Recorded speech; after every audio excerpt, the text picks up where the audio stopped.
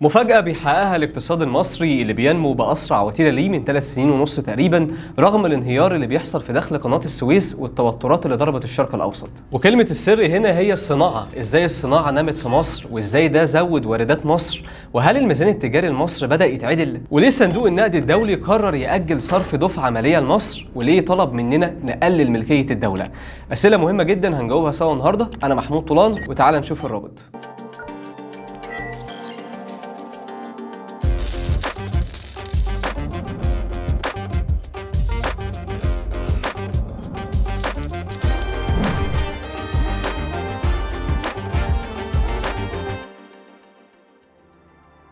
رغم التغيرات الجيوسياسية الصعبة جدا اللي بتمر بيها المنطقة واللي أثرت بالسلب على قناة السويس اللي هي واحدة من أهم مصادر الدخل الأجنبي لمصر، إلا إن الاقتصاد المصري نما بأسرع وتيرة ليه من 3 سنين ونص. يوم الاثنين اللي فات خرج بيان من وزارة التخطيط والتنمية الاقتصادية بيقول إن الناتج المحلي الإجمالي زاد بنسبة 4.8% في الربع الثالث من السنة المالية 2024 و2025. ولو جينا نقارنها بنفس الفترة من السنة المالية اللي قبلها هنلاقي إن السنة المالية اللي فاتت كانت الزيادة فيها بنسبة 2.2% بس. سامعك بتسأل هو النمو ده جه منين؟ هقول لك النمو اللي حصل مدعوم بكذا حاجة، على رأسهم الصناعات التحويلية غير البترولية زي صناعة الملابس وغيرها. معدل نمو الصناعة التحويلية في الربع الثالث وصل ل 16%، ودي نسبة كبيرة جدا لأن السنة اللي فاتت في نفس الفترة كان عندنا انكماش بنسبة 4%. طبعا الصناعة لما تتحسن بشكل تلقائي بيتحسن معاها أداء الصادرات، فلو جينا نبص لصادرات السلع تمت الصنع هنلاقيها زادت بنسبة 12.7% على أساس سنوي. وأكبر قطاعات الصادرات اللي نمت كان قطاع الملابس الجاهزة واللي حققت نمو سنوي ب 23% في الربع الثالث من السنة المالية اللي فاتت. ومن ناحية تانية نسبة الواردات لمصر تراجعت بنسبة 8% عشان تسجل حوالي 18.5 مليار في الربع الأول من 2025، وده مقابل 18.7 مليار دولار في نفس الفترة من السنة اللي فاتت،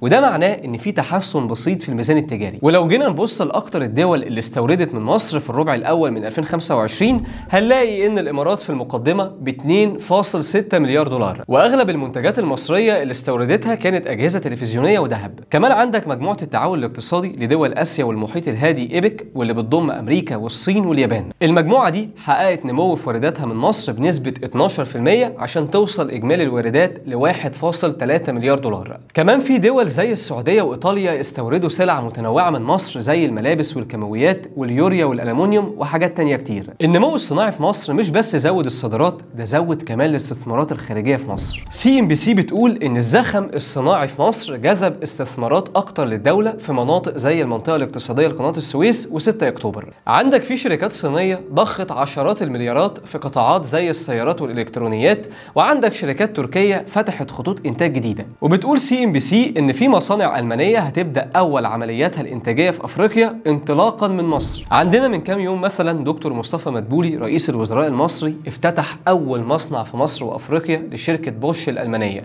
ودي بتكلفة استثمارية وصلت ل 55 مليار يورو. كمان في 5 شركات هندية بتدور على فرص استثمارية في مصر خلال 2025 و2026 في قطاعات زي تصنيع الأجهزة الكهربائية وصناعة البتروكيماويات وكمان الأغذية. ووصل إجمالي الرقم اللي هيحطوه للاستثمار في مصر ل 300 مليون دولار بحسب اللي نشرته بلومبرج. ولو جينا نبص لقيمة التبادل التجاري بين مصر والهند هنلاقيه وصل ل 4.2 مليار دولار في 2024، والمفروض ان قيمة التبادل بين البلدين تزيد خلال 5 سنين ل 12 مليار دولار، يعني 3 أضعاف تقريبا. ومش التصنيع بس اللي ساهم في النمو بالمناسبة، عندك كمان قطاع مهم جدا زي السياحة لسه مكمل نموه، علشان توصل السياحة في الربع الثالث من السنة المالية اللي فاتت ل 23% بسبب ارتفاع أعداد السائحين ل 4 مليون سائح، وكمان ارتفاع عدد الليالي السياحية ل 41 مليون ليلة تقريبا. خلصنا بقى من الكلام الحلو، نيجي بقى للصدمة اللي عملها صندوق النقد لمصر. صندوق النقد أعلن إنه خلاص هيقرر إجراء المراجعة الخامسة والسادسة مع بعض في خريف 2025. طيب الكلام ده معناه إيه؟ وليه أصلا الصندوق يعمل مراجعتين مع بعض ويدمجهم سوا؟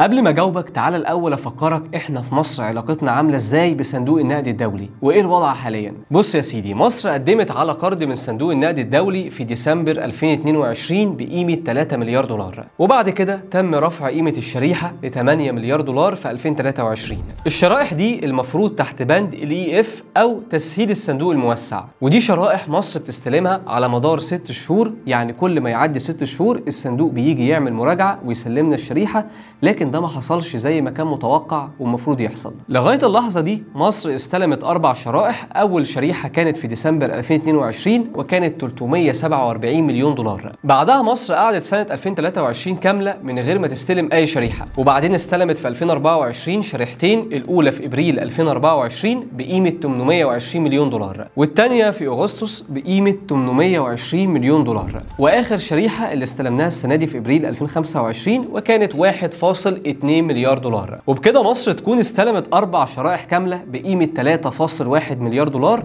أو زي ما بتقول رويترز في حسبتها إنهم حوالي 3.5 مليار دولار. المهم حاليا إن صندوق النقد قرر يعمل مراجعتين مع بعض، واللي هم المراجعة الخامسة والمراجعة السادسة، واللي قيمتهم هتكون حوالي 1.3 مليار دولار لكل شريحة. طيب هي إيه الإجراءات اللي صندوق النقد طلبها عشان يوافق على الشريحتين دول؟ من أهم الحاجات اللي طلبها صندوق النقد الدولي في 2022 كان تقليص بصمة الدولة الاقتصادية وتخارج الدولة من المشاريع الاقتصادية العامة، وكمان رفع مساهمة القطاع الخاص من 30% ل 65% في 3 سنين، يعني مع نهاية 2025 وبداية 2026. كمان حدد الصندوق كذا قطاع بيطالب الدولة بتسريع بيع أصولها المملوكة فيه، وفي قطاعات تانية طالب بالخروج منها تماما زي قطاع صناعة المشروبات وقطاع البناء والمقاولات العامة الغير المرتبطة ببنية تحتية سيادية. أما القطاعات زي الرعاية الصحية والتعليم والأنشطة العقارية والخدمات اللوجستية فطالب الصندوق بتقليل تواجد الدولة فيها، يعني تكون موجودة ماشي بس بشكل جزئي مش تواجد حصري زي ما كان حصل وقتها. غير بقى طبعا الإصلاحات المالية العامة زي توسيع القاعدة الضريبية، وده حصل من خلال تعديلات على ضريبة القيمة المضافة زي اللي حصلت الشهر ده كده. ده غير طبعا تحسين إدارة الإنفاق العام زي ترشيد دعم الطاقة، واللي بحسب خطة مصر فدعم الطاقة هيرتفع بشكل كامل في 2025. وطبعا كان من ضمن الشروط برضو خفض نسبة الدين للناتج المحلي الإجمالي وتقليل تكلفة خدمة الدين. طيب جميل، من الشروط دي كلها بقى ايه اللي اتحقق وايه اللي ما اتحققش؟ في المراجعة الأخيرة في مارس اللي فات قال صندوق النقد إن مصر فعلا حققت استقرار اقتصادي ملحوظ، ورفعت توقعات النمو لسنة 2025-2024 ل 3.8%، وأقر بأن مصر نفذت اللي تم الاتفاق عليه في موضوع الاستثمار وزادت حصة الاستثمار الخاص فعلا لحوالي 60%. كمان تراجع التضخم ل 13.9% في إبريل 2025 بعد ما كان 38% في سبتمبر، وحتى عجز الحساب الجاري قدر يتحسن نسبيا على الرغم من انه لسه مرتفع عند 5.4% من الناتج المحلي الاجمالي،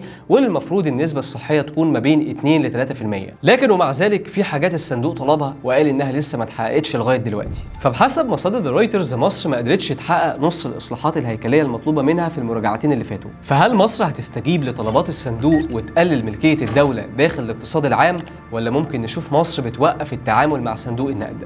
قول لنا رايك في التعليقات وما تنساش اللايك، وكالعاده شير الرابط.